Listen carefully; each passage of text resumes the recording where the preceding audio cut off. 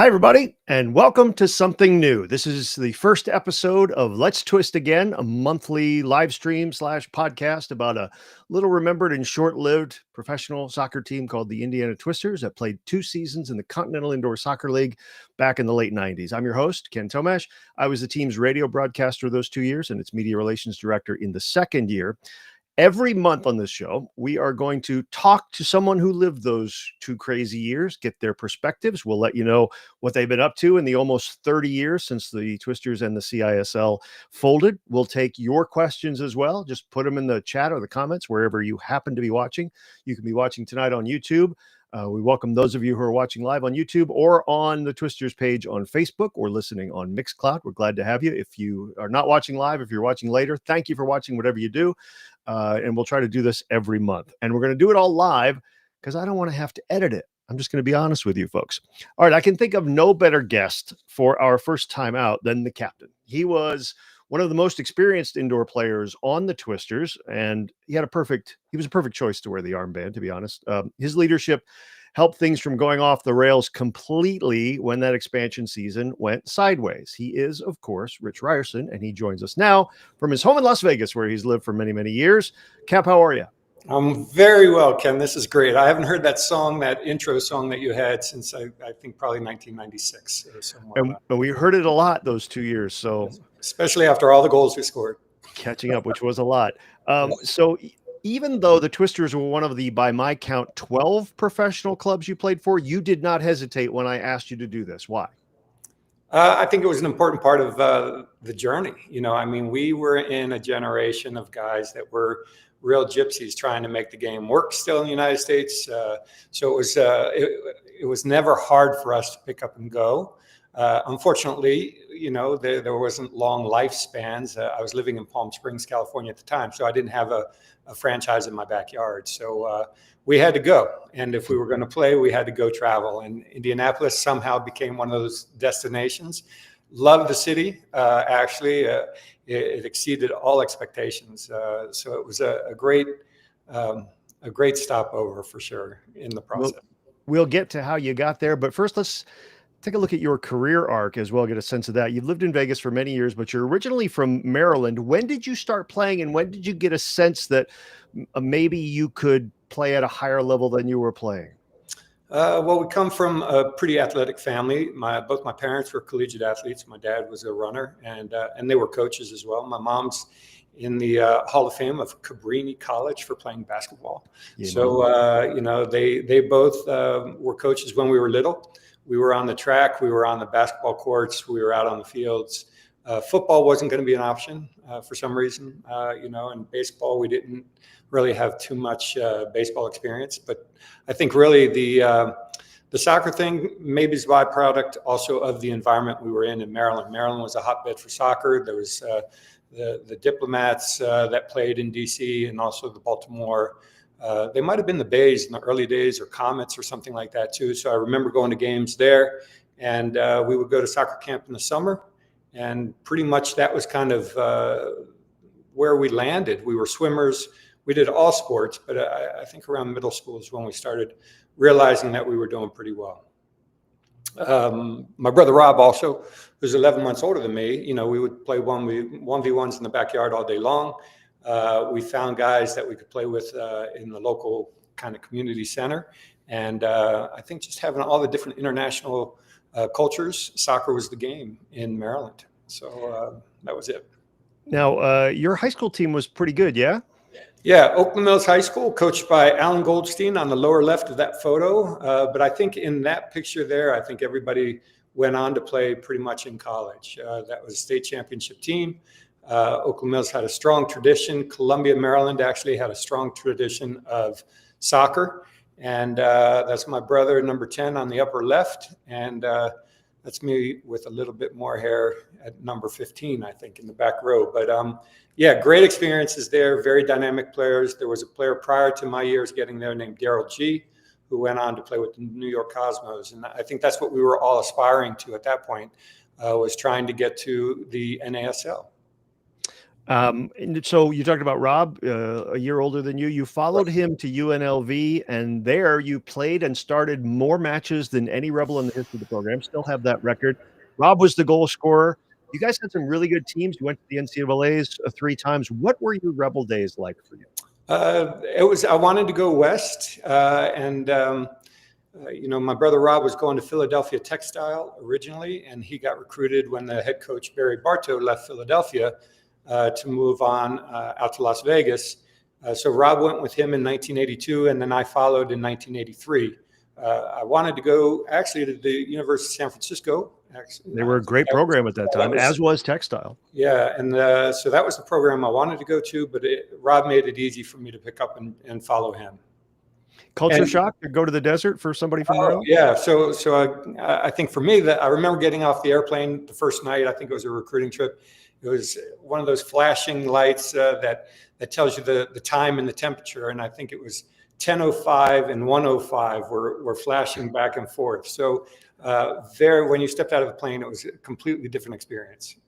So you'd been a high school All-American. College is another animal, but you obviously did very well there as well, and had the chance to play in the Olympic Festival, which was formerly the National Sports Festival at that point. So did you start to get a sense here while you were in college and playing well for a good program that maybe something else could be lying out there for you? Yeah, I think that's the dream of everyone. I was fortunate in my junior year, I think, of high school. Just going into the junior year of high school, we were able to go to the Netherlands and Germany and play in a tour, and that gave me the zest for traveling with soccer, also the international piece.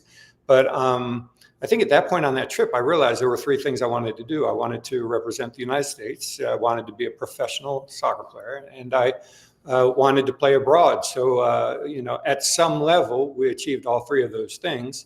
It wasn't Bayern Munich, and it wasn't our full national team, but there were some permutations of it. So it was a good experience. I think that I attained everything that I could with the game. So you'd mentioned the generation that you were in. It was also a weird generation that you came out of college at a weird time for American soccer. Had you been born 10 years earlier, you probably play in the North American Soccer League, maybe for the Washington Diplomats.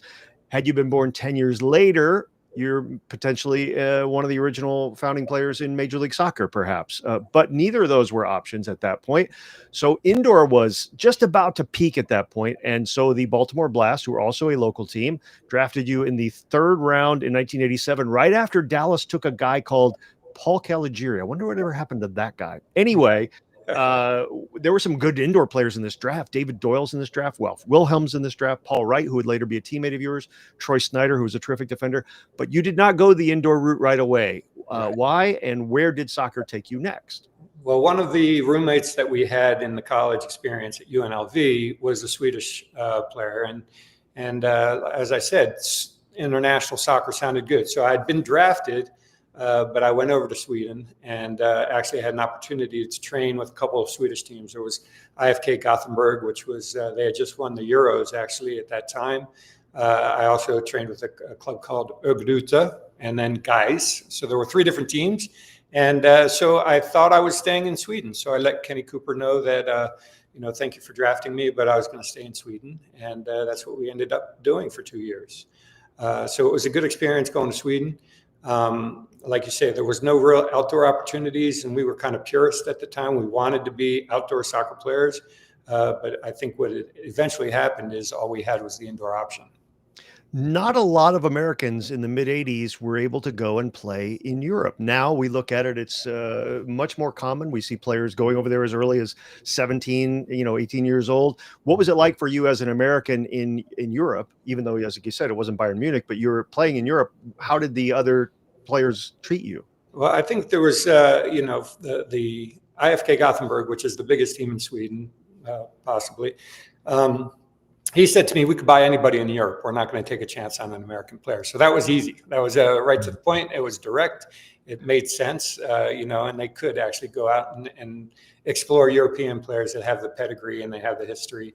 But there was a lot of respect. I mean, American players, we didn't have an established culture of soccer, I would say.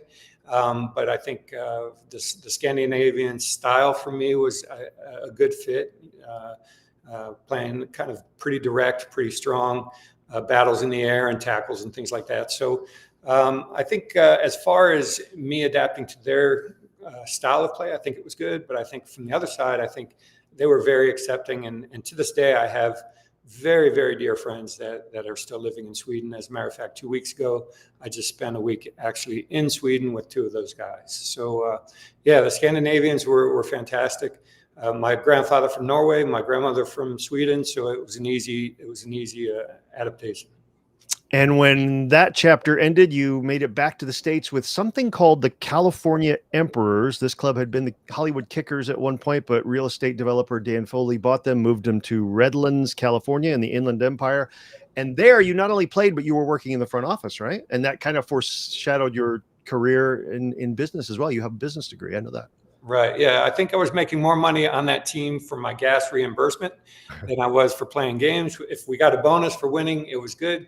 That meant we got a little bit extra money. But yeah, that was a great experience too. I think the California Emperors, the Foley family was, I think they were very forward thinking. They did bring me into the front office to work on kind of just community camps, clinics, marketing, that kind of thing, a little bit of fundraising also. At the time, I was living at Palm Springs, so it was easy to get the hour drive from Palm Springs to Redlands, California. No traffic. The weather was hot. We had a great coach named Rildo Menezes, who was a Brazilian national team player.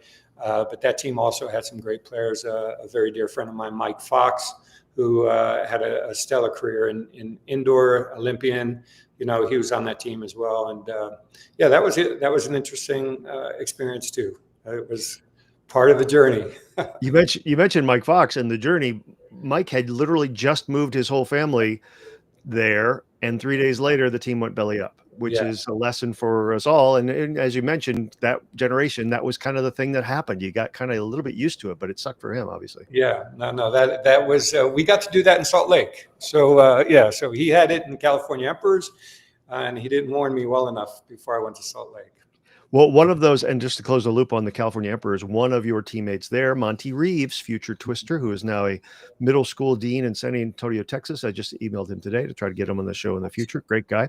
So you talked about Salt Lake. So you go from California Emperors to the Salt Lake Sting.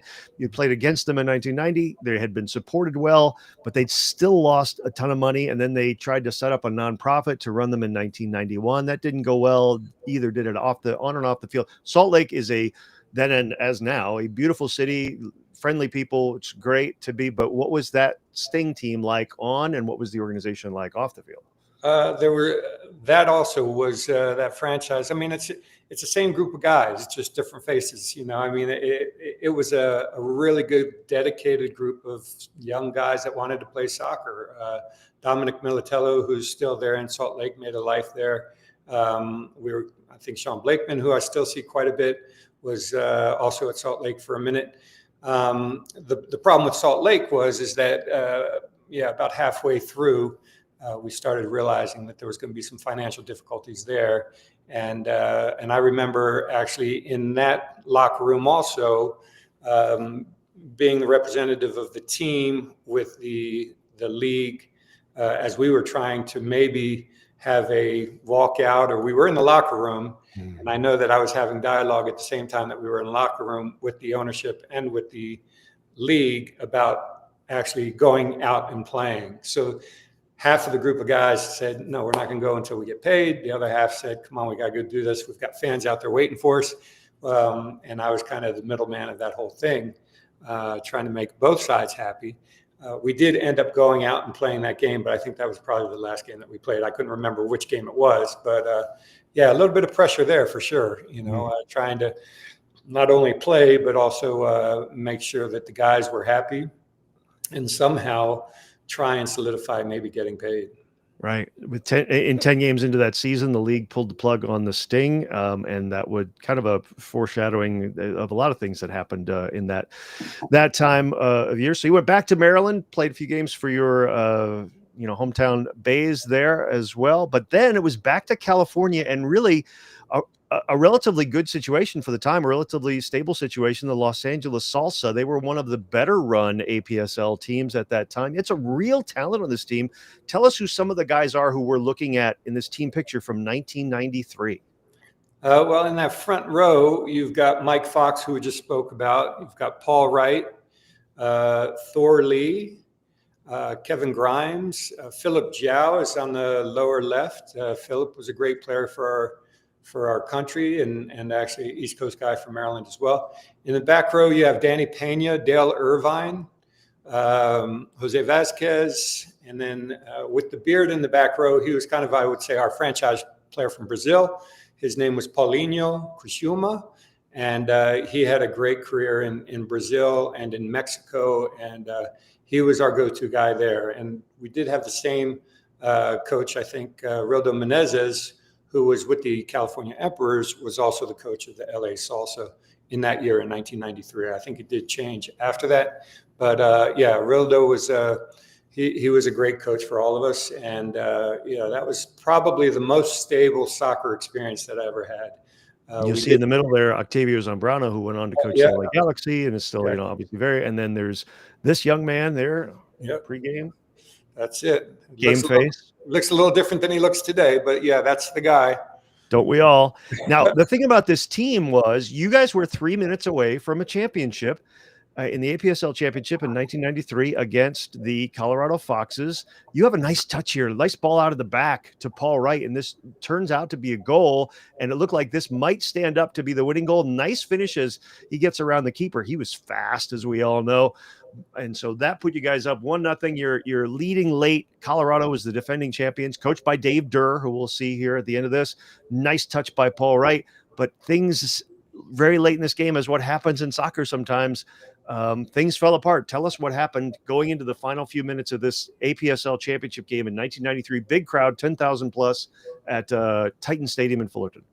Well, and not to correct, but Philip Jiao was the guy, the goal scorer there. Oh, that was Jiao. Okay. Yeah, so that was Jiao. And I think what had happened there is you might have seen the first touch that we had in the box was a negative touch, and we just got on the wrong side of the ball there. It was, I think, crossed, and rather than clearing it out, I think we tried to control it. That's Ted Eck there that scored the goal, I think. Yep. And I think that put us into overtime, and in overtime, I think they just had a little bit more in the tank than we did, and I think that was disappointing because later on we would win the championship with the Cleveland Crunch, so that could have been a great year. It could have been it could have been the APSL championship and the NPSL championship, but as you see, that it didn't work out that way.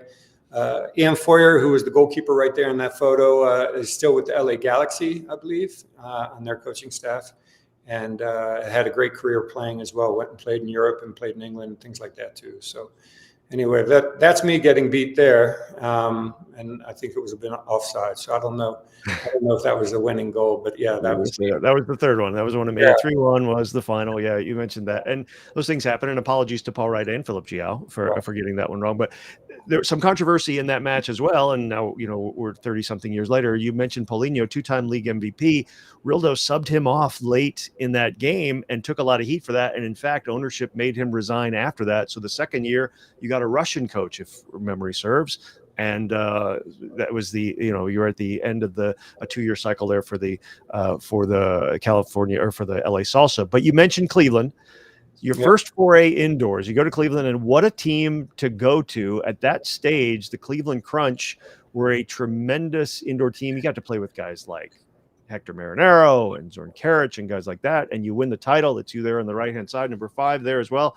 What was your experience like playing for the Cleveland Crunch and being an indoor player for basically the first time at 28?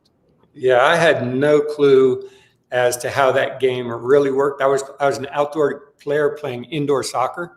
So, there's a lot of different strategy that I didn't understand. I went in there trying to actually utilize the same concepts that I had from outdoor in the indoor game, and they're completely different. So I think for me in that experience, obviously, just like you said, the players were amazing. Zoran Karic, one of the best players that I ever played with.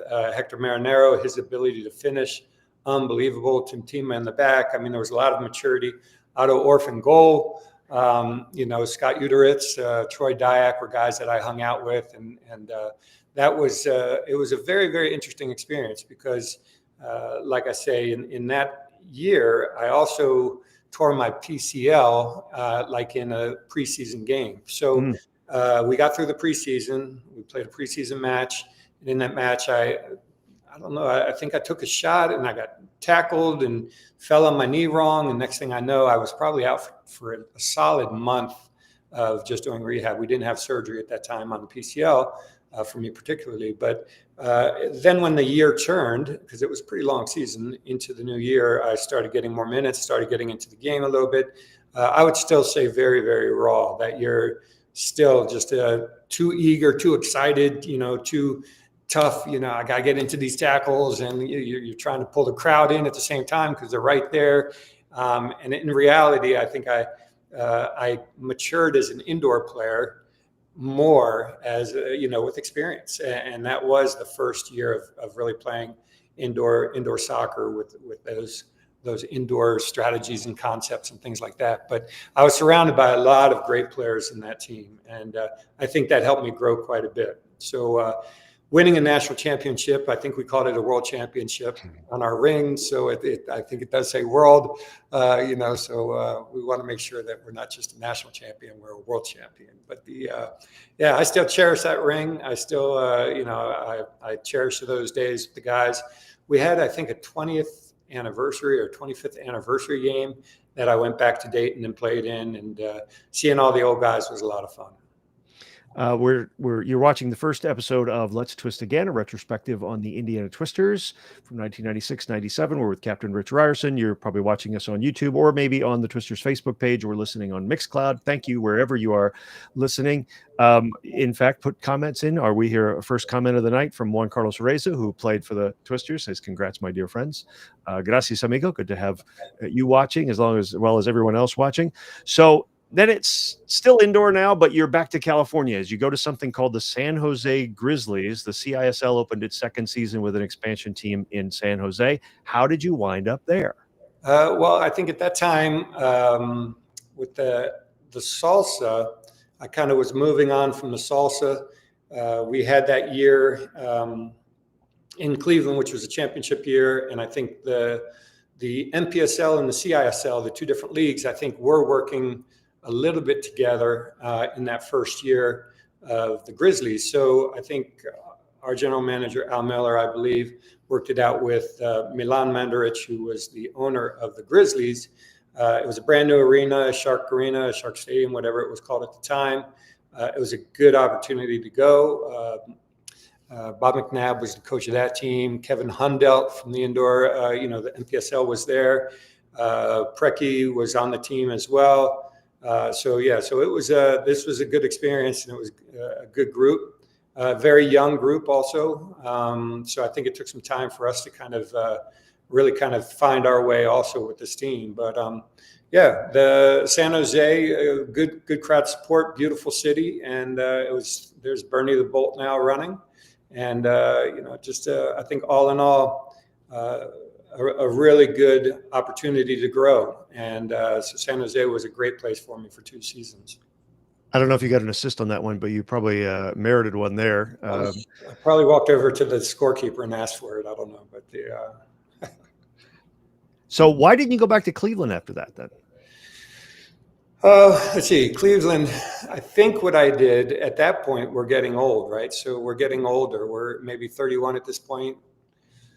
And I'm thinking that, we're starting a family. I think that year might have, I don't think that was the year, 98, I think was 96. Yes. So 96, we had just had, actually, that was the Indianapolis year. So I just had a daughter, and, it was getting harder to pick up and leave that gypsy life. I was fortunate that my spouse at the time actually was pretty agreeable to going, so there was a lot of support from her.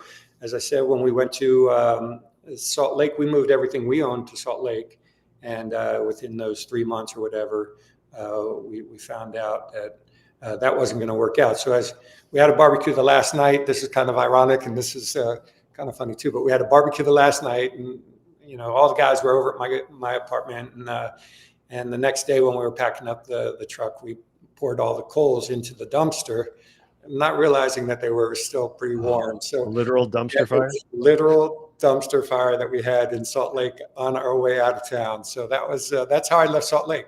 Love the city now, go quite a bit, but yeah, that was a dumpster fire at the end. So the Grizzlies go under after 2 years. A lot of that happened in the CISL. At this point, are you starting to think, am I just really unlucky, or am I a franchise killer, or what? No, I think all the new franchises were my fault, not not the end, but no, it's like I say, by not having a franchise in my backyard, I had no choice. So I would go for as long as I could with whatever franchise I had, and try and make the best life in that city at the same time. So I think that was the thing with the franchise killer. I would have gotten a reputation. Nobody would have taken me on their team. But I think it was unfortunate. It was the way it was supposed to be. I've got no doubt that it worked exactly how it was supposed to be. I was in the right place at the right time for each one of these different stops. And I've made friends forever. When you talk about Monty Reeves, to hear that name is incredible. When we talked earlier about Baroni, Baroni's the first player that I met when I got to Indianapolis. We stayed in the same place. I knocked on the door at 4 a.m. I'd just driven across country, and I woke him up. That's how I met Baroni, and it's great to see. We're not as close, but great to see what's going on in his life and things like that. So, yeah, all of these spots went exactly where they're supposed to be. I think it prepared me for a lot of what I ended up doing in the future. We couldn't script that out at that time, but I think as an athletic director, as the coach at UNLV, there were some benefits to all those different things. So you mentioned the Twisters, another expansion team. They made you the 5th pick in the draft, right after the immortal Saeed Fazlajic. What are you thinking now about? Again, you were very okay with picking up and moving. Now you have to pick up and move again to another startup team. At this point, it's just, okay, let's go play. This is where the gig is, right? Right. Yeah. And that's, where are we now? Which Indianapolis. Okay. So Indianapolis. Yeah. Here's the team. Yeah. So Indianapolis. Oh yeah, there we go. So yeah, George actually was, I think, pretty eager to try and get me there. That was a big step. I didn't know a thing about Indianapolis or Indiana or living in the Midwest. I was coastal at the time. I grew up in Maryland, and then I was on the West Coast. I think, not all the way to California, but between Las Vegas and Palm Springs, actually. So this was a big move, but I think it was good. When I look at the players there and the guys, and the effort was unbelievable. There was never a preseason that I had that was as hard physically. I felt if we weren't a good soccer player, we could beat any Olympic, 11-man track team in a race. We would have been just fine. But I think the fitness actually came in handy after about, I think, the first maybe 6-7 games. I think we had a really hard start within that first year. You'd know better than I do, but I think it was a tough start at the beginning. Yep. I think that was maybe us, working so hard in the preseason. We might have been fatigued for those first games, but I think then it came back to, really come in handy. I think we went on a long winning streak also. So I think like I say, you know better than I do on those stats. We're going to get to that in a second here. Tell me more about that first training camp at Off the Wall Sports in Carmel, Indiana, with a bunch of guys who did not know each other, playing for a coach. Some of them had history with him because Jorge had coached in Mexico City the year before, but most of you didn't really know him that well. What was he like? He's legendary among people who lived it here, but for the benefit of those watching who may not be, how did he run that first camp, and what was it like with a bunch of guys who you really didn't know? Well, like I say, it was that month of May, I think, was kind of our preseason, and we were really on top of each other. It was almost like a college preseason. We would eat together, I think probably all 3 meals. I don't think there were many guys there with spouses or families, so I think it was everybody was kind of really pulling together. We were working out very, very hard, as I said. So to do that together, to get through that preseason, we used to have this dynamic warm-up that we would do that would be 25 minutes long, and we'd be exhausted before we even saw the ball. So I think that was difficult, but I think everybody respected George and Jorge. I think he was called the magic marker when he played. So he played at the highest level of MISL. He had a long career as a player. So I think there was a lot of respect for what he was doing. We all bought into it in that first year. I think we were all fully supportive of it. It was a new franchise, so the city embraced us. And I think, like I say, Market Square was a fun place to play in. Off the Wall was great. But it was extremely demanding. I do remember that. Now, you had been with expansion teams before, so you know that inevitably there are going to be some challenges. Did you start to see anything in the first couple of months there that made you think, I wonder? Not having everything ready when we got there was part of it. We were staying in some shut down Army barracks, I think is kind of Army housing or something like that. There was probably in Lawrence, probably out in Lawrence, probably on the base, the old base, Fort Harrison. Base there, and I know that first month we ended up kind of shacking up together in that base, So I mean, it wasn't cots. We were doing okay, but I mean, the thing was I don't think it was really the ownership at that time might not have understood all of the dynamics of the professional game. Right. And what the players need. So, they might have had the business acumen, but maybe as far as like the playing piece, what was it going to take for us to be good as far as, building that team? And I think the other thing is that when we got there, my signing bonus wasn't there. And so that kind of also peeved me a little bit. So I was knocking on the door on day one, we are missing an envelope or somewhere. So that's, that happened. But like I say, we had faith and trust that it was going to work out, and eventually it did.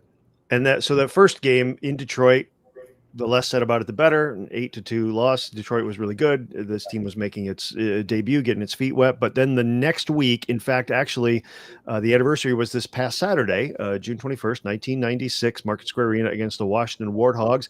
And as we take a look now at some of the highlights of that game, of that home opener back in 1996, tell me what some of your memories are of this game and that night and the crowd at MSA. Well, I think, except for this part right here, I think we had a good start. We got the huddle right in the middle of the field. But, yeah, it's exciting. I mean, to come running out of the goal at the beginning of the game when they're announcing everybody, we had a lot of fan support. I don't know what the number was for that game, but, I think I really do believe that there were some very, very good players on this team also. Mariano, who you just saw score, Terry Rowe was a part of it. I think Matt Blackburn, I think there's some guys there that were very, very good players. But as far as just the excitement of being in a new franchise, getting the uniforms on for the first time, really kind of enjoying that whole experience was a lot of fun. And like I said, I think this was I underestimated what Indianapolis was all about. It was a great stop. You saw Juan Carlos Reza score a goal there at the end. He's watching now. Thanks for that as well. So that was a gutsy performance, but it was also kind of a recurring theme that year. You lost 6 games by a single goal. Part of it is that's indoor. I mean, the odd goal decides a lot of games in indoor, but it's also part of a team trying to figure out how to win and how to close out games. And that was an example of one. Matej Kozul scores from the red line to tie it up, but you end up losing in overtime. There are other games you come really close, 2 7-6 losses in that first 4 games. 0-4, but then comes the first win finally, and that first one for an expansion team is always the one that gets the monkey off your back. That came on the 5th of July, 1996, against the Houston Hotshots, and here we see Matt Blackburn scoring on his own rebound. Memories of this first game and how that felt. What was that like?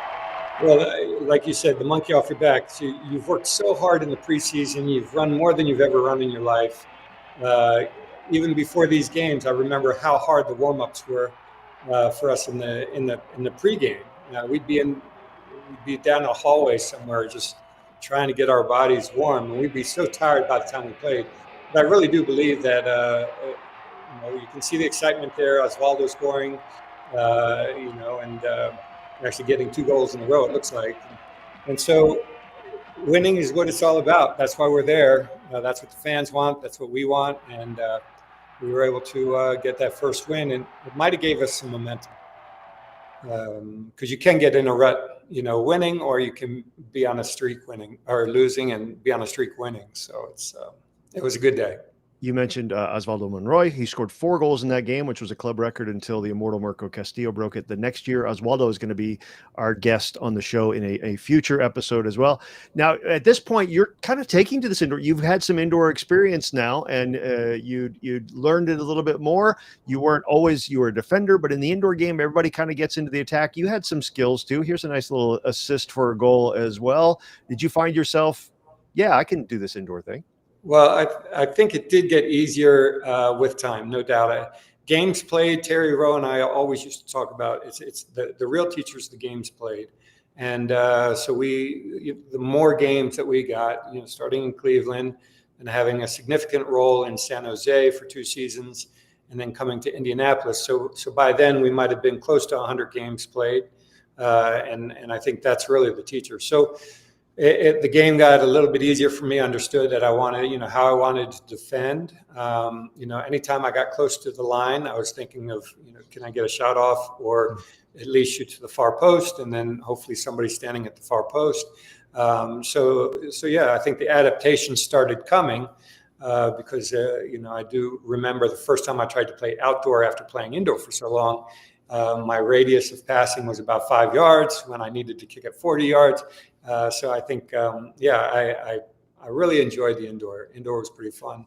It was good for the fans. It was good for us. Lots of goals were scored and pretty high intensity. It's, I think, in my opinion, very similar to hockey, the excitement of hockey and what goes on in a hockey game. And it's a shame that it didn't really catch on like it was with the MISL. The Major Indoor Soccer League had some great years also. So you had the NASL, the MISL, and then we had what we had between NPSL, CISL, and I did 1 year in the EISL too. So it's we'll get to that as well. I want to thank all of you who are watching this right now, and remind you that if you have a question for Rich or a comment or anything that you want us to know about, put it in the chat here wherever you're watching, and we'll answer things either as we go along or when we get close to the end. Now, we can't talk about this 96 Twister team without talking about the turmoil, obviously, and things going pear-shaped. Quite frankly, the team did not draw well. It didn't generate enough revenue. And David and Rodney Goins, brothers who owned the team, were very well-intentioned, but they weren't like some of the other owners in the CISL who owned NBA teams and had control of the arenas. So a little bit different dynamic there in that, like you mentioned, maybe the experience of running a team is a little bit different and what professional players need and stuff. When money got tight, the league stepped in.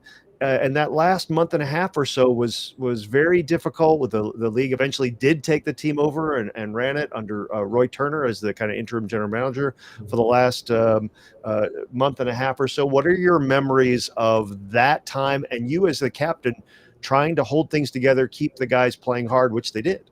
Yeah, but players want to play. We don't want, we want to play and we want to get paid what we agreed to play for. And it was, I think it was important for the league to come in and take the reins, I think, to kind of stable the ship a little bit. It was easier than in the Salt Lake situation. We didn't have the league saying, we're going to make sure that you guys are taken care of. I think in the CISL, we had that guarantee from the league that you guys were going to get paid. And so that made it easier to kind of convince the guys to stick with it and let's keep going. I never gave up on the Salt Lake gig, and I never gave up on the Twister, experience with the financial turmoil that was there. We wanted to play. We loved playing. Everybody that was there was not there for the money.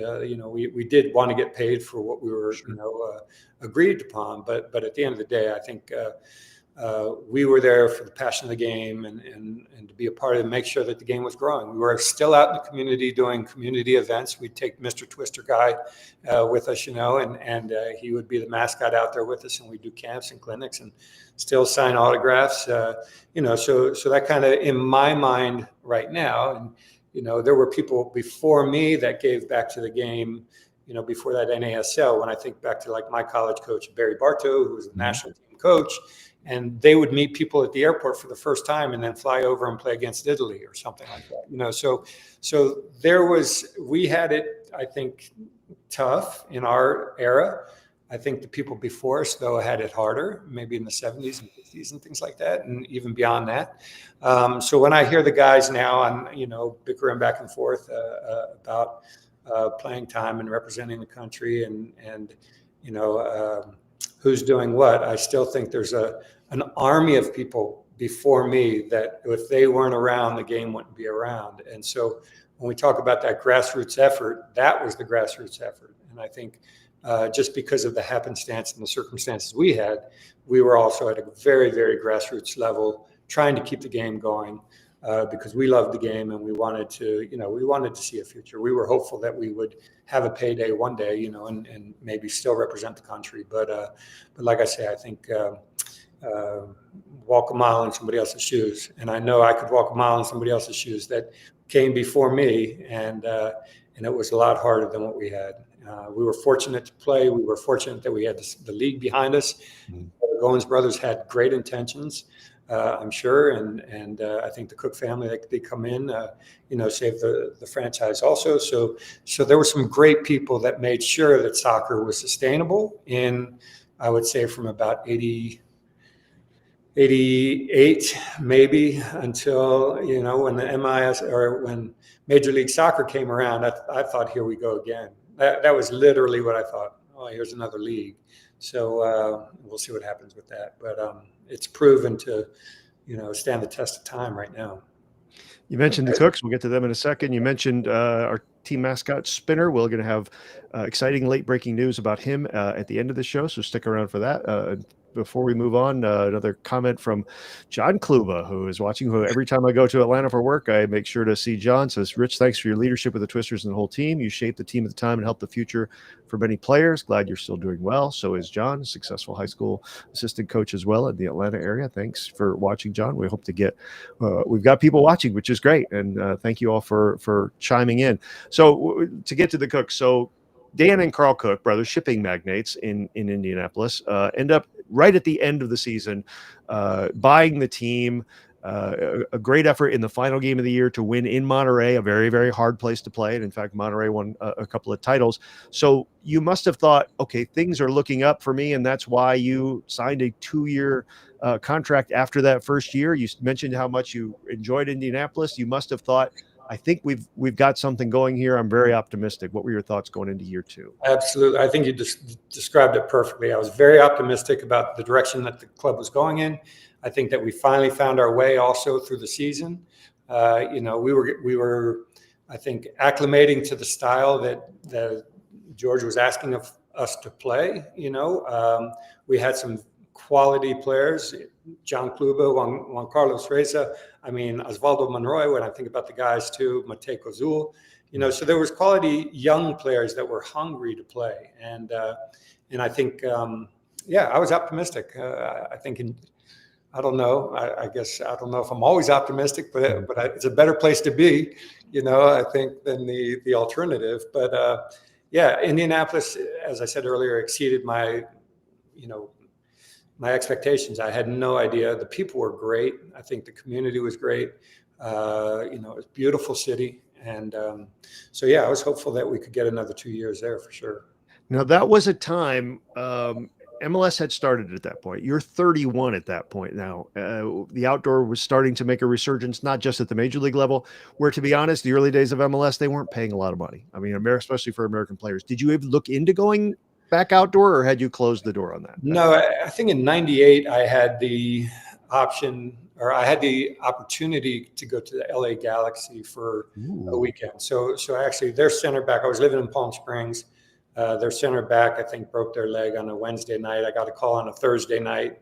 Hey, are you still fit? Can you come up? And I said, listen, I'm older right now. I've got a family. I'm going to come for the weekend, and we'll know by Sunday whether I can stay or not. And so it was pouring down rain. As I said before, my range of passing was different. My outdoor fitness was different. The age factor, some of the guys I played with in the salsa were at this LA Galaxy group, and they were flying. And I just remember, I'm not even staying to talk to anybody. I'm just getting my car and I'll drive back down to Palm Springs. So I don't think we ever even had a thanks for coming conversation. But in '95, I think that might have been the first year, '96. I don't remember which. '96, yeah. So '96, I was actually told that we couldn't, and I don't know if it was from whoever had my rights at that time. It said that we couldn't go to the MLS. They'd have to loan. They'd had to loan you, and the whole single entity thing would have been a big mess. So that was, I think that was prohibitive for me. What turns out to find out, a lot of guys that were in the league ended up getting contracts in those first years. Of course, it would have been great to be a part of that as to where it is today. Right. But for me to leave where we were and what we were trying to build in Indianapolis to try and go chase that, not knowing, having been at, what did you say, 12 franchises? So. Not in 3 years, not knowing kind of seeing what the pattern was. I really had my doubts about how successful that would be. And I was wrong, but that's okay. Well, a lot of people felt that way too. And see, here, the benefit of time, this is why I love these retrospective things, because I'd never heard that story about the Galaxy, and people are more than willing to talk about, let people know things that happened that they'd never known before. So that was a breaking news there too. But so that 97 season, optimistic, the team, again, it was a slightly slow start, but for you, it was really kind of a poor start because you suffered a concussion that kept you out for quite a while. What happened to make that happen? How did that happen? Well, we were playing in San Diego, and I remember actually extending my body for a tackle, probably over aggressive for an indoor game. It probably didn't have to win the tackle where I tried to, but in reaching and really extending, I ended up hitting my head on the floor. And those days, there wasn't much padding underneath the turf. Not at all. So it was either ice or concrete. And that one was a bad one. I'd suffered some concussions prior to that. In our day, playing outdoor, we'd have, as a center back, we would have the goalkeepers punting the ball.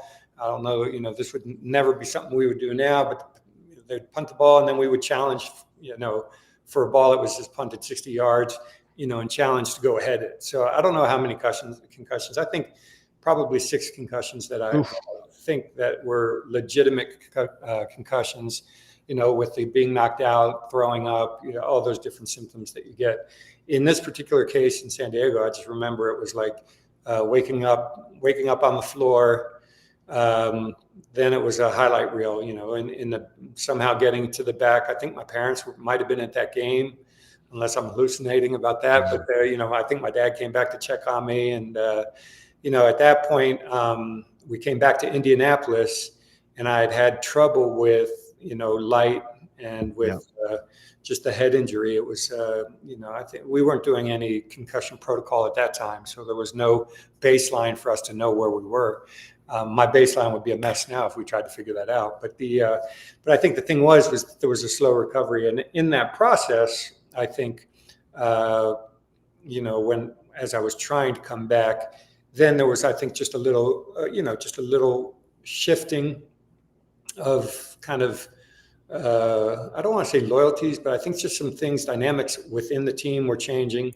Yeah, the hierarchy of things within the club were definitely changing, and oddly enough, and it's unfortunate because as you were sidelined, the team was getting on a hot streak and would eventually become a very, very good team in the CIS of the year, and you did not get to enjoy it. And in fact, that was the last we saw of you in a Twister uniform, because come that July, they traded you and Terry Rowe for Paul McDonald. That's a whole nother story. Paul McDonald was a Twister for as long as it took for him to get out of the cab, turn around and get back in the cab and go to the airport. We'll tell that story again one time. But that was it. Did you push for that? Did they come to you? How did the trade situation go down? I think part of it really was I think we probably started feeling uncomfortable in the locker room and in the recovery. I remember, it's hard to tell with the recovery. That article said that was a mild concussion. A mild concussion is a concussion someone else gets. Yeah, exactly. So I think, it was, it became clear that there was a wedge between, I think, George and myself somehow. And, after being with him in that first year and, being very, very close to him, whatever transpired in that locker room, there was, again, change within the locker room and leadership. And I think that kind of segmented the group a little bit and divided the group a little bit. So I would say that I'm friends with Dale Irvine, who was the head coach at Anaheim at the time with Mike Fox. Again, these names kind of keep popping up. Mhm. Terry Rowe also was a teammate of those guys too, so that everybody knew each other. And I think then we might have had. I don't think I was healthy to play against Anaheim in Indianapolis. I can't Right. remember. You did not. You only played those first two games, right? Yeah, but I think I think what had ended up happening was there was some dialogue about going back home. Do you want to get back home to Palm Springs? And you could live in Anaheim, basically in Mission Viejo or somewhere like that. It was, so at that point, I think, unfortunately, yeah, it took a turn a little on both sides. I think the club was probably okay with Terry and I going, and Anaheim felt that they got a good deal. I know Paul McDonald was angry about having to leave, and go to Indianapolis. He didn't want to leave, but I think it worked out to where we could finish out the season with Anaheim, and Anaheim had a pretty strong season that season too. And in fact, Paul McDonald was flipped then for Chili Farias, who turned out to be a very key part of the second half of the season for the Twisters, and was the last guy from that team who was still playing almost 20 years later. Chili just kept going on and on and on and on and on and on and on. So the CISL goes under, as happens. It was the last year of the Anaheim Splash. Things were getting weird at the end. You couldn't play a home playoff game. Had to play both games in Sacramento. Lost them both. That was it for the CISL, which went under that December.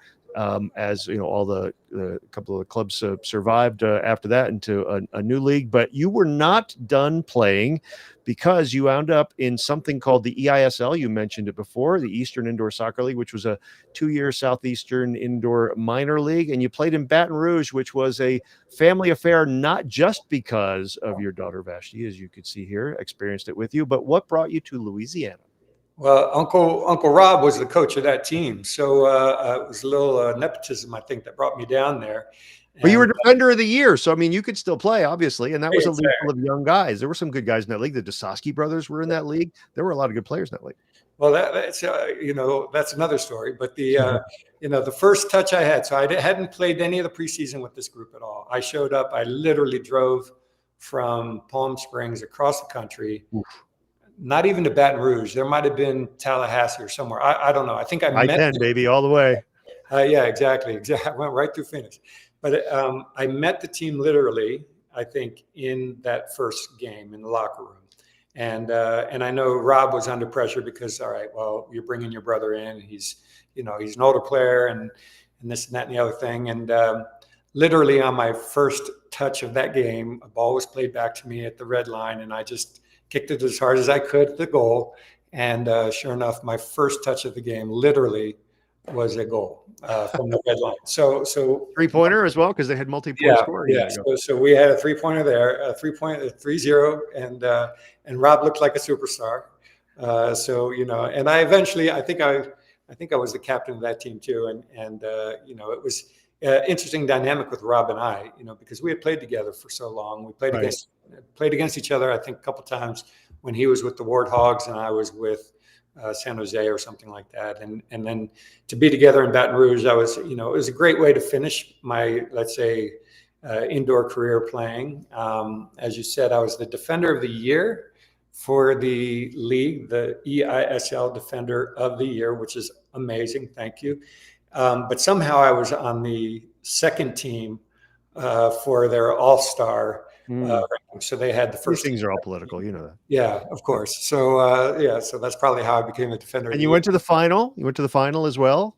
Yeah, for losing to the team from Lafayette, who obviously was a very good side as well. Yeah. Before we move on here for a sec to your post career, we have Matt Blackburn who weighs in. Great to see you guys. Love the podcast. Thank you very much, Blackie. Good to hear from you. Question for the captain: will you be organizing a 30-year reunion in Vegas for the boys next year? I had not thought of that, but now that you mention it, Vegas would be a good place to have a reunion because you could host, but also people want to go to Vegas, right? Yeah, I've got a facility, so yeah, we can. Matt's going to be the team mom on this one. We'll get going on that, but that would be interesting to bring everybody back or out to Vegas. We do it right here in Vegas, so we've got hotels, we've got outlets for eating, and we've got some soccer events too. So bring your golf clubs, Matt. I'll get it going. let's look into that. I think if you're watching this now, if you're the Twisters, email twisters@ken.com. Let me know if you'd be interested in that. And we'll ask everybody this question as we go along and see if, because that would be really good. I mean, getting to Indianapolis is different than Vegas. I have great memories of Indianapolis as well, but having it in Vegas, I think that'd be really good. I mean, they know how to throw a party in Vegas. So let's look into that as well. So Baton Rouge, that was the end of the line as well. Your transition now, the transition from professional athlete to former professional athlete is often a challenge for many guys. How was it for you? What did you do next? Still trying to figure it out. I think that for sure, because like you say, that transition is always difficult when you identify as a soccer player or whatever any athlete. I think it's and you put all the time and the effort. You go back to 8 and under soccer, and now I'm 31, 32, 33, whatever I was there at the end. And everything was seasonal. So we had our fall season and our spring season, and and that became a way of life. And at the end of every season, you felt like you lost your best friend. You take a few weeks off, and then you get back at it. But I think the transition for me was fortunate. I had 2 young kids. I actually got into education. I was an athletic director. In those last couple of years of indoor, I was able to actually work at a school in Rancho Mirage, California, and become an athletic director. So I did that for 12 years. I coached at the College of the Desert. I was involved with creating a club called Desert United. So I went back and I got my licensing for U.S. soccer. So I started getting into the coaching world, the education world. And then, after doing that for 12 years, we ended up moving here to Las Vegas to work with my brother in concrete. So I have one brother who played at UNLV, but he stayed in Las Vegas, and he has a concrete company here. And so it was when Vegas was booming around 2004, 2005. And that's when we came back. Was that Tim or Kenny? Is it Tim This or is Kenny? Ken. Yeah, big Kenny. Yeah, Kenny. So anyway, so we came back to work with Kenny, and all I knew at that point, I didn't know concrete, that's for sure. But I was Kenny's older brother, so of course I knew more than Kenny knew, who had been in the business for all his life. So I realized that probably education and coaching was a better route. We also, in about 2000, started taking soccer teams over to Europe to go play in the Gothia Cup and to play in Scandinavia and things like that. So there were some, just a lot of side things with soccer still involved. My kids didn't play soccer. Apparently I yelled at them. I don't recall doing that, but that was somehow the case. But 2008, as you got the picture there. You became an assistant. You started as an assistant at UNLV, your alma mater. So I started as an assistant in 2008. 2009, I was an assistant. And then in 2010, I was at a recruiting event with the head coach, Mario Sanchez. And while we were driving back from the recruiting event, I think it was at the Reach Fields there in Phoenix or Scottsdale. Yeah. So as we were driving back, I was sitting with him when he got the phone call invitation offer actually to become an assistant coach at Louisville. So as I was driving back in the car, I got half of the conversation that the head coach of UNLV was leaving. And at that point, he said to me, Rich, they're going to cut the program at UNLV, and I need to take this job. I've got a young family and those kind of things. So Mario, who was very, very generous in allowing me to be a part of his staff, especially having been a UNLV guy, and he was a Fresno State guy, and all these different variables that he was an outsider in a very tight-knit UNLV alumni crew. But he allowed me to be a part of it too. So I'm eternally grateful for Mario trusting me in the program. But basically in 2010, in the spring of 2010, I did get word from the administration that basically it was, you have 24 hours to find $2 million. And so that was the ask. And so at that point, Mario was on his way out. They told the players that they were going to cut the program. So the players were all kind of in a panic. I said, hey, we'll take care of this. $2 million in 24 hours, no problem. Can do. Yeah, can do. And sure enough, we had the Engelstad family, which is a big philanthropic family here in Las Vegas, and they had the Imperial Palace Hotel at one point, and just Ralph Engelstad was a big player in Las Vegas. And basically, they made the phone call that needed to be made to the president. So it was out of the athletic director's hands now. It was out of everybody's hands. But we had a little coffee meeting. We said we're having trouble. A guy named Tim McGarry stepped in and made some more phone calls for us. And basically, I went back to the administration. I said, "Is this true? Do we need $2 million in 24 hours?" They said, "No, but you probably need $1 million in 48 hours." So they did lower it by $1 million. Okay. I think that was the best negotiation I ever did. Well done. Yes, well done there. Business degree comes in handy. Exactly. So anyway, the bottom line was, I think the family leveraged.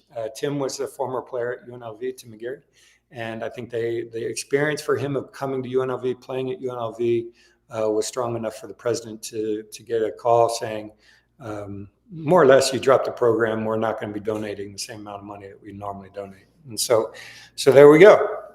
Nice to have rich friends. By default, Rich Ryerson then was offered the job, I think, in April of 2010.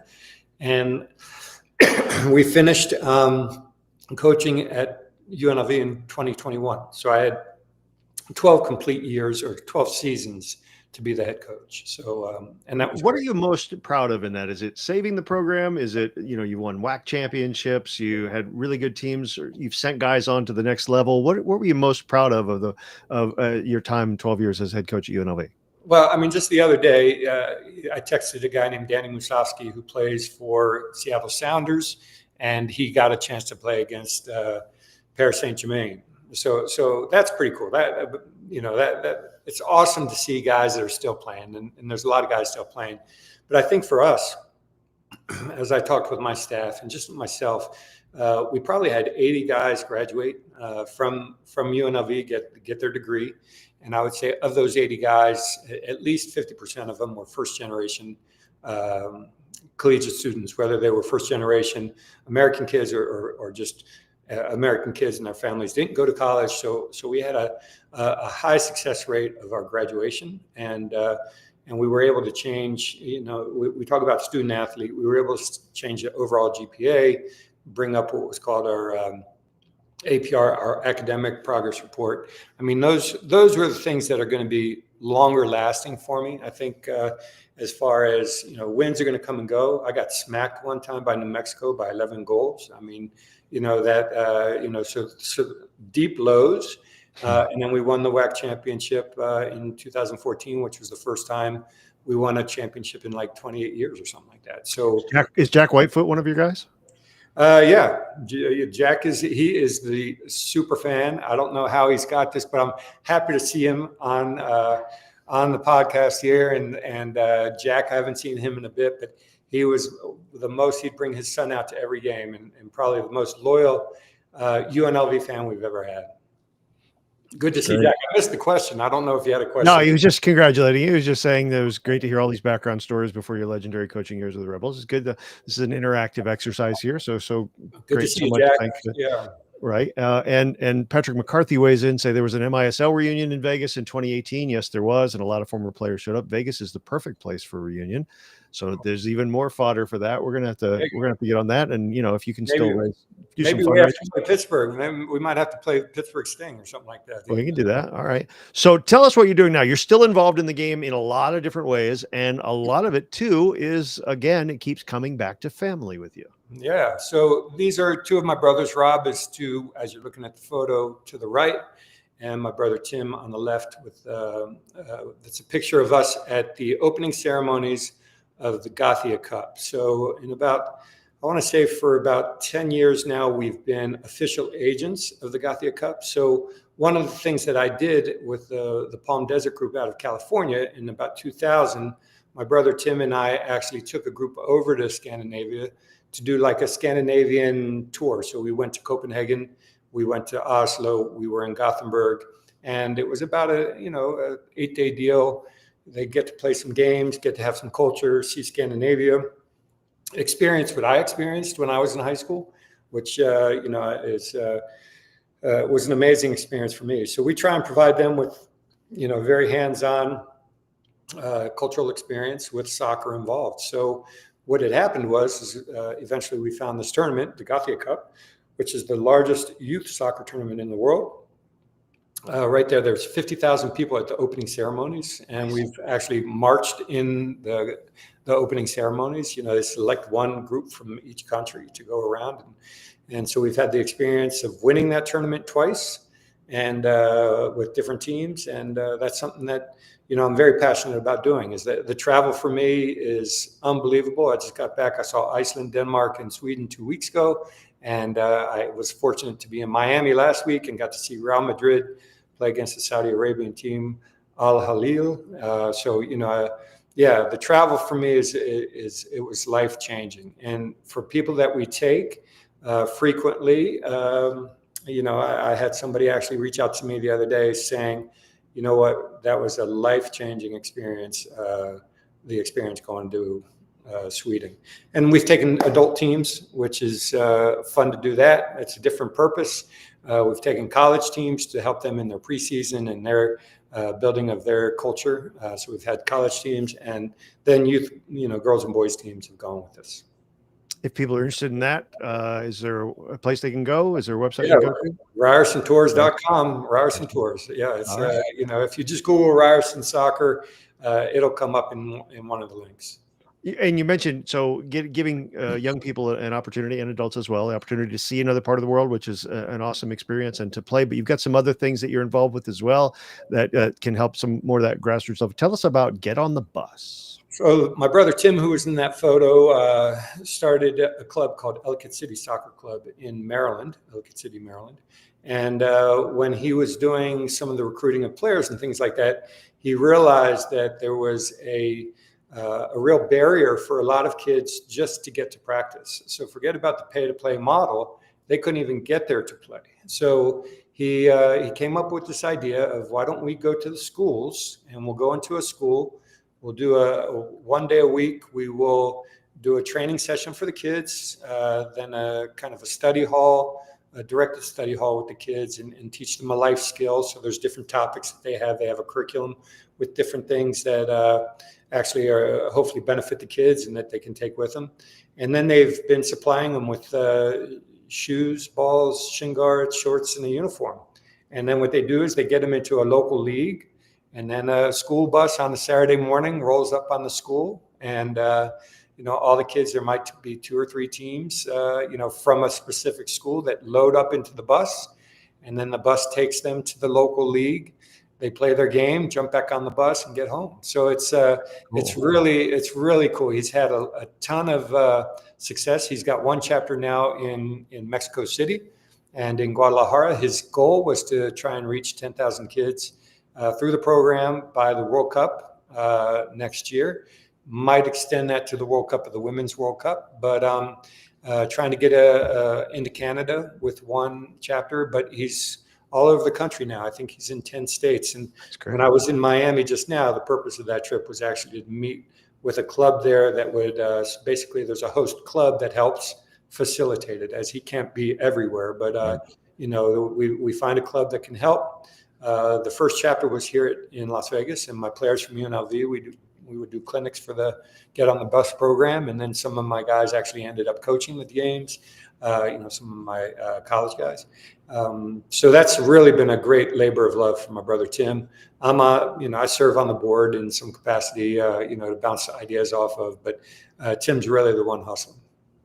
And then another initiative that you're involved in is Rise to College. So we're moving up from little kids playing to potential college players. Tell us about Rise to College. Yeah, we've, you know, obviously my phone is filled with former teammates and players that I grew up with that are now in you know, roles of leadership at college, whether it be on the academic side or on the coaching side.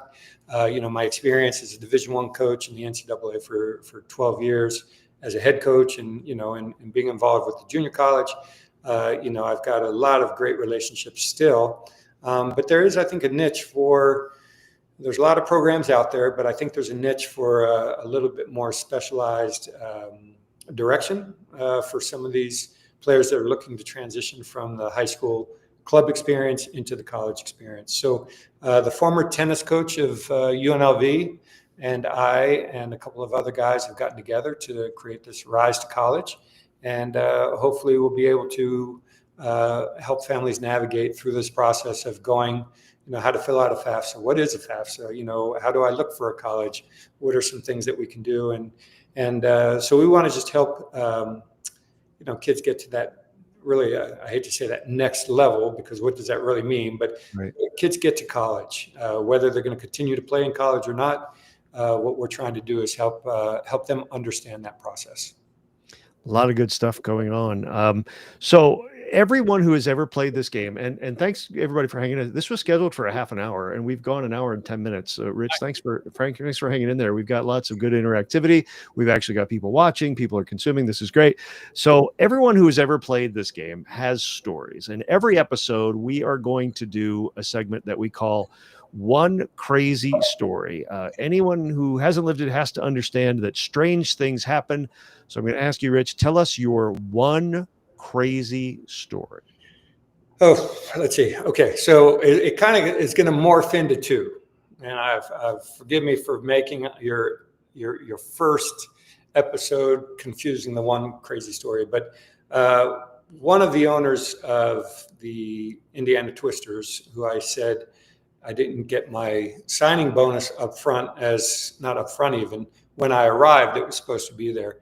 After our first home game, he asked me to meet him in the restroom, and he counted out in cash, I think from the gate of the game, my bonus. So that owner also felt like he was strong enough and good enough to play on the team. So he wanted to jump into a training session one time also. So our coach allowed him to jump into the training session, at which that time, as I said, that first 25 minutes, there was no ball. It was all about dynamic stretches, dynamic warm-up, dynamic movement. And so as we were warming up, Terry Rowe and I were at the front of the two lines, and the owner actually was at the back of the line, and we just looked at each other and said, all right, we're going to get after this one. We're going to actually make this guy unable to even get through the warm-up without even touching the ball. So sure enough, and I think the whole team saw what we were trying to do, but we went from about an 80 to about 120 in terms of what that warm-up looked like. So good guy. I appreciate him bringing me to Indianapolis, and I eventually did get my cash, and we did kind of humble him a little bit, I think, as far as, thinking that he could be an owner and a player at the same time. Because those are two different things. That is a story in and of itself that we will entertain much later in future versions of this episodes of this show. You mentioned now, for anybody who played in the 80s, if someone in the 80s asked you to meet them after the game in the men's room, totally different experience going down in the 80s. You're fortunate that you did not play in the indoor in that time there. So, Rich, let me ask you one last thing. We'll get you out of here on this. It's been almost 30 years since the Twisters went under. What sticks with you all those years later about that group, that time, and those experiences? Well, I was in Indianapolis actually a few weeks back, and I had dinner with Matt Blackburn, and Matt and I would say Terry Rowe and I have stayed in pretty good contact. Also, Osvaldo Monroy. The rest of the group I kind of have lost a little bit of contact with. But I think what I would really say, the takeaway for me, on this question, I think there's a couple of things. One, I was so impressed with the Midwest actually, and what Indianapolis was all about. That really will stick with me. I think I was surprised, and forgive me for being surprised, but that was something that I really enjoyed. The other thing I think was just trying to take a group of young guys, because I felt they were, we were surrounded at that point. Maybe I had more experience than some of the other players. And I remember, how hard and how high the demands were by our coach as far as the physical side, the technical side. Our diet he controlled our diet at that time too. And I just remember these young guys just giving it everything they had. There were a lot of guys that just had come out from either Butler or Indiana, some of the colleges locally.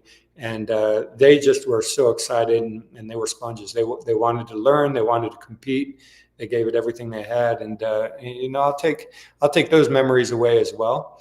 And then beyond that, I think, like I say, this having you around the team was I think was pretty cool too. And the fact that you're bringing this back, I'm super appreciative of the chance to hear from John Kluba, and it's going to make me want to reach out to him and Juan Carlos Reza and some of the other guys. It's going to be pretty exciting, kind of bringing these guys back, and I'll be all about trying to help with the 30-year reunion. All right. Yeah, I've got Klub's number for you if you want it as well. Well, Rich, I knew you would not disappoint, and you did not. Rich Ryerson, thanks so much for being our first guest here on Let's Twist Again. Awesome, Ken. Thank you for doing this. I appreciate it. Great. All right, guys. That's it for now. Thanks for hanging in with us here for more than an hour. It was scheduled to be a half an hour, and we went well over that. Thanks to all of you who watched. This is fabulous. Tell a friend or a former teammate to watch next month when our guest will be Scott Lawler. Scott Lawler will announce the date and time of that one. It'll likely be about this same time of the month, same time of the year, same time of the week, hopefully. And breaking news today, we mentioned Tim Smith, who was spinner, mascot, and worked in the front office with us. He has been named the first general manager of the new Indoor Football League franchise in Albuquerque, New Mexico. So congratulations to Spinner. Good guy, great guy, love him to death. And congratulations on that. All right. That is it for this first episode of Let's Twist Again. We'll see you next month when Scott Lawler is our guest. Thanks for being with us, and we'll see you next time.